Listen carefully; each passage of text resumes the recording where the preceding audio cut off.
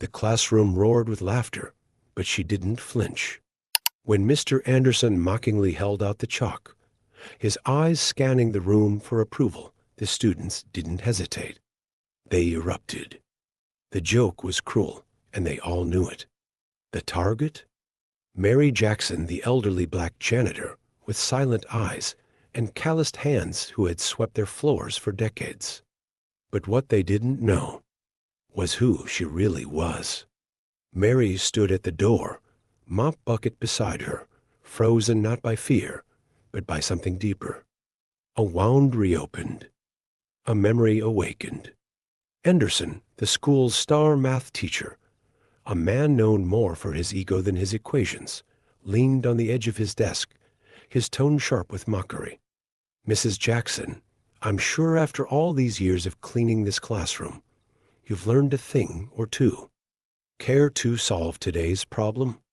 he said, gesturing toward the chalkboard behind him, where an impossible calculus equation loomed. Some students snickered. Others whispered. A few exchanged awkward glances, unsure if this was humor or humiliation. Mary didn't move. Not yet. But the moment was already transforming. Something inside her, something long buried, began to stir. For 20 years, Mary Jackson had walked these halls in silence. Always the first to arrive, the last to leave. She kept the floors spotless, the windows shining, the rooms orderly. Yet in the eyes of many, she was invisible. A fixture. A background presence. But once, in a life before this one, Mary Jackson had been something else entirely. In her youth, Mary had been a rising star in mathematics. One of the first black women accepted into Columbia University's mathematics department. A gifted mind born in a world that didn't know how to value her. She devoured textbooks, solved theorems in her sleep, and held dreams of one day teaching in a university of her own. But life had other plans. Racism wasn't always loud. Sometimes it whispered. Sometimes it excluded. Sometimes it humiliated. Mary's brilliance was overshadowed not by a lack of ability, but by the color of her skin and the poverty she carried with her. When her father was injured on the job, Mary left school to provide for her family, trading equations for mops, textbooks for time cards. That was 3 decades ago. Now here she was again, standing at a familiar crossroads, only this time in a high school classroom filled with sneers and expectation. Mr. Anderson chuckled. "No pressure. It's just a little calculus. After all, we wouldn't want you to embarrass yourself." More laughter. Mary breathed deeply. She could have walked away. She could have pretended not to hear. But in that single breath, Mary Jackson remembered who she was. And for the first time in years, she wasn't going to shrink herself to make others comfortable. She stepped forward. The room fell silent. Each step toward the board was a step toward a past she thought she had lost, toward a part of herself she had hidden under uniforms and silence. She took the chalk, her fingers trembling at first. The students stared. Anderson's arms were crossed, a smug grin stretching across his face. He was waiting for her to fail. But what he didn't realize was that this wasn't her first equation, and it wouldn't be her last. Mary's hand moved with precision. First a symbol, then a line, then a complete function. Her mind, rusty but powerful, began to flow like water over stones long forgotten. Memories of late-night solving proofs, lectures echoing in cold classrooms, notebooks filled with numbers all came rushing back. Whispers turned to silence. Silence turned to awe. And Mr. Anderson's smirk? It vanished. By the time Mary placed the chalk back in its tray, the board was filled with brilliance, and the room was filled with something no one expected. Respect. Mary turned to face them. "This," she said, her voice clear and steady, is the solution. And in that moment, she wasn't a janitor. She was a mathematician reclaiming her light. And no one, not even Anderson, could erase it. The chalk trembled slightly in her hand, but not from fear, only from the weight of the moment. The board loomed large, covered in symbols meant to intimidate. Behind her, the room was frozen. The students who moments ago mocked her now sat wordless, unsure whether they were witnessing something ridiculous or historic. Mary Jackson didn't look back. She had spent decades swallowing pride, ignoring whispers, enduring stares that dismissed her before she even spoke. But here, in this one sliver of time, her silence had ended. Every heartbeat echoed with memories. She'd locked away proofs solved in candlelight, scholarships lost to bias, lectures abandoned for a mop and a paycheck. And now she would show them what they tried to forget, that brilliance doesn't come dressed in youth, privilege, or whiteness. It comes quietly. It comes in brown hands worn by labor. It comes when no one's watching. Until now, one by one, she began decoding the equation on the board. Anderson's smile faded. The class leaned in. Symbols that had daunted his most gifted students fell under her chalk like dominoes. Her steps were measured, her breathing calm. But her mind was fire. No hesitation. No second guessing. Every number connected. Every transformation precise. She wasn't just solving a problem. She was reclaiming the room. Whispers started again, but they were different now. She's really doing it. Wait. That's the right step. No way. Is she? Anderson crossed his arms tighter. Coincidence, he muttered under his breath. But even he wasn't convinced anymore. Then came the final step, the elusive transformation even his top student had missed. Mary paused for half a second. The chalk hovered. A flick of the wrist. A final curve. Done. She stepped back. The answer gleamed in white against the dark green board like a revelation. Slowly she turned. Mr. Anderson stood still, face pale. His voice had vanished. The class was a sea of widened eyes, parted lips, and held breath. Mary tilted her head gently. "This is your solution," she said softly, but clearly. "Would you like me to check it again?" Not a smirk. Not a boast. Just calm, quiet excellence. A soundless wave rolled through the room. Even the fluorescent lights above seemed to hum softer, as if stunned. Then applause. One pair of hands clapped. Then two. Then the entire classroom erupted, not just in noise, but in awe. The same students who laughed at her were now standing, cheering, shouting. A boy in the front row who once muttered a slur under his breath now looked down in shame. A girl wiped away a tear she couldn't explain. But Mary? She simply set the chalk down and walked back to her cleaning cart. With grace. With power. As if nothing had changed, though everything had. Anderson didn't speak. He couldn't. He watched her pass like a man watching his entire worldview unravel before him. Because it wasn't just that Mary Jackson had solved the unsolvable.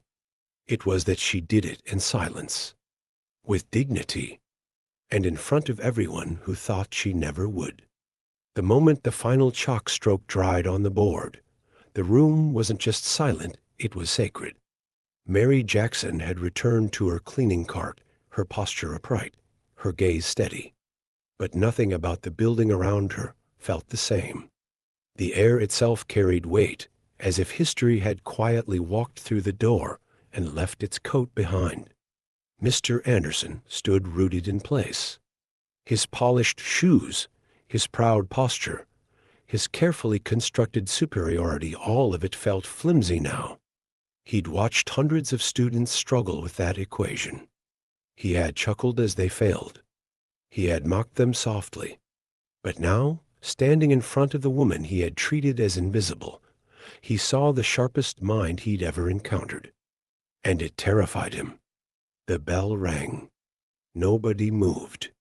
Then slowly, the students began to gather their bags, though not a single one looked at Mary with the same eyes. What had been mockery hours ago was now reverence. Heads lowered. Glances turned downward. One girl near the back whispered to her friend, "How did we never know?" Another responded, "Because we never cared to ask." Mary didn't hear them. She didn't need to. She had heard enough throughout her life to understand that silence sometimes speaks louder than insults. And this silence, the hushed guilt, the heavy stillness, was louder than any applause. That afternoon, Jefferson High changed. The story spread like wildfire. By lunch, the cafeteria buzzed with it. The janitor solved Anderson's impossible problem. It was like watching Einstein with a mop. She shut the whole room down with one answer. Mary, meanwhile, returned to her usual tasks. Cleaning gum off chairs, polishing the stairwell banister, scrubbing graffiti from the boys' bathroom door. But everywhere she walked, a new atmosphere followed her. Students stepped aside.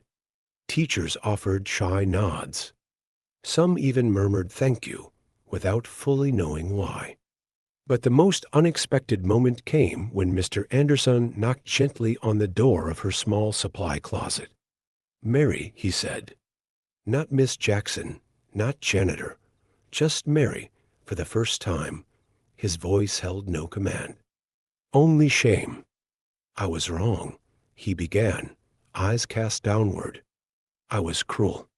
And I disrespected you not just as a person, but as a mind. You didn't just solve a math problem. You solved me." Mary stared at him, unmoved. "I don't expect forgiveness," he added quickly. "But I needed you to hear it from me." She studied his face. The arrogance was gone, replaced by something fragile and human. A boy trapped in the shell of a man, finally realizing the cost of his pride. Then she nodded once.